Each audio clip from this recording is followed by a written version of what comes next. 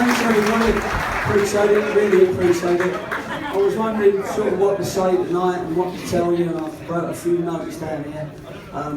But I thought I'd tell you a few secrets about the lads, as they've got their girlfriends and wives here. It should be fun. I'm also not going to want to be up here too long, because I know the chairman's going to want to praise me to the hilt, and I want to give him plenty of time. Do you know what I mean? We're in negotiations at the moment, aren't we? And so it was nice to know that a couple of lads want to stay, who hasn't yet told me they're signing, so we'll have to talk to them after the do while they're drunk. When I first decided I was going to come to the club again, come back, I wanted to make sure that I met everybody, as you know. And there's little stories that come from that. And one of them is I decided to meet Bill down in, what was the service station, Bill? Anyway, we met halfway between my house and his house. I think because his mum wouldn't allow him to drive further than an hour. He was only allowed to drive now. Anyway, we sat down and I said, Bill, this is what I've got to offer you. And he went, no, I'm not having that. You know, he was right strong about it. And I'm thinking, I've got Dave Beckham here who thinks he's Dave Beckham. So he was in Costa Coffee. So I made him his offer and he went, nah, no way. So I said, okay, no problem. And I was walking out of Costa Coffee when he stood up and said, I can sing as well. Oh, all right then, come on. Talking about all right then. Danny Wright, what's his name, this little boy, is it Ronnie? Ronnie, number 9, Wright.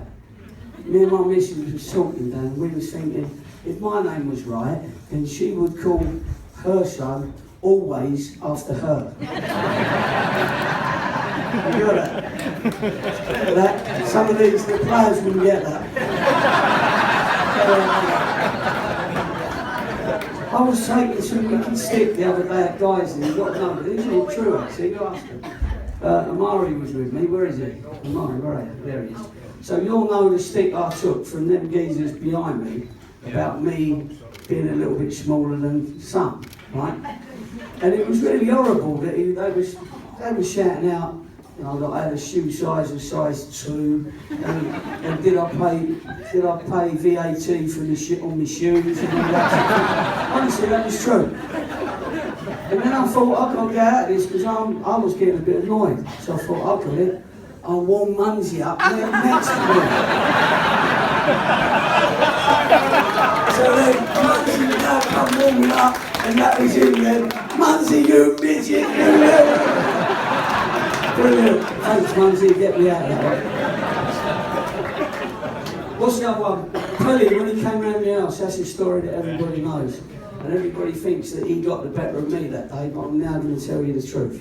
Because what happened was he come round, a lanky, soddy he is, very ungainly, and he come in and my missus gave him a cup of coffee, and as you know, he spilt it through his nervousness on our cream carpet and all that. So I decided in my own head that I wouldn't offer him as much as I was going to offer him originally. So I'm going to tell him now, right? I offered him £100 less over a season is £5 grand, right? And I paid £3 for a bottle of carpet cleaner for the room.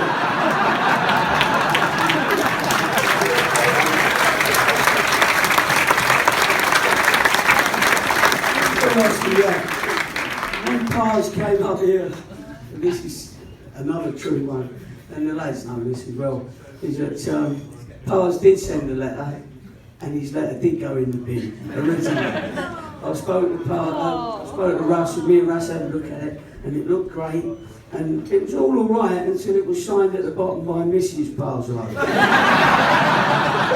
So he was happy with it until then. So I said, Russ, what should we do? He said, stick it in the bin. So we had a trial the following day. This is true, Russ, isn't it? We had a trial the following day, and we was putting all the lads in the trial. We were centre half short. Swear this is so true. Russell said. We needed this centre half, so we said, we've got to get a centre half. He's going, I said, what position was that geezer just put in the bin?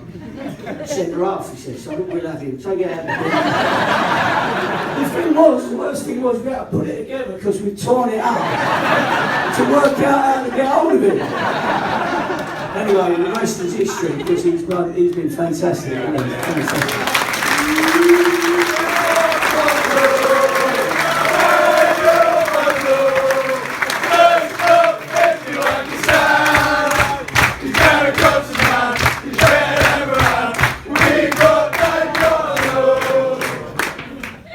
You're lucky now, boys, I've got nothing else to say about it.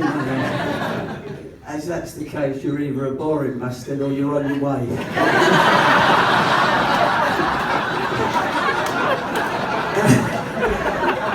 Anyway, I've got a few things, not loads of thank yous, of course, because I know the champ. The first thing is, what made me come to the club was the board of directors, and it was also the way they was very ambitious to where they wanted to go from a very low position.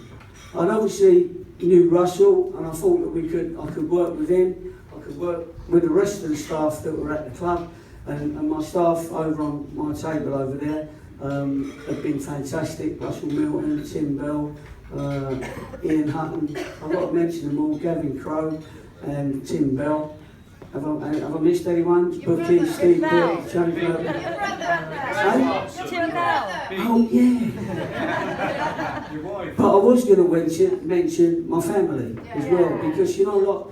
When all us footballers know that we've got to appreciate our families, because they make a lot of sacrifices as well, don't they? My missus has sacrificed her singing career for me. It's unbelievable. Well, okay.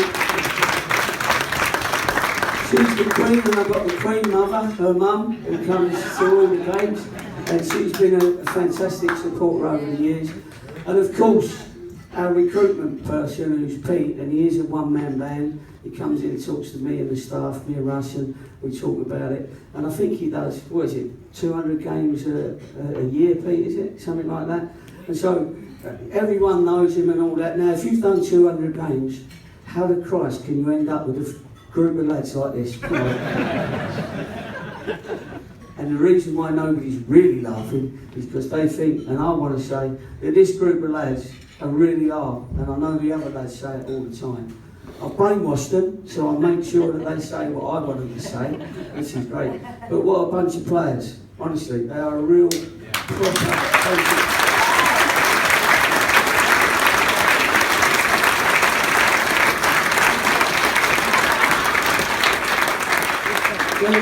They're not just a bunch of players either.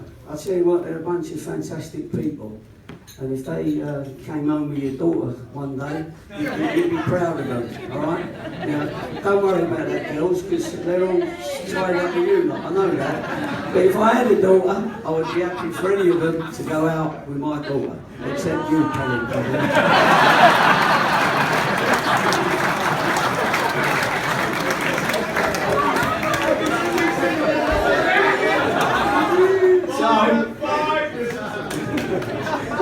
They got their own in jokes here, you have to just work it out, so work out what they're saying. But so thanks to the board of directors, thanks to my family, thanks to the players, and hopefully we'll have another campaign together. And of course, thanks for all you supporters, because you're people that we know personally now, and we do want to. We did want to get to know you personally, and we did want to make sure that we had that empathy with you, and a reason for the club moving on together. It had to be a big effort, and it had to be everybody, and it became everybody, and that trophy is testament to when you plan it, you work it, and then you achieve it, and we certainly achieved it.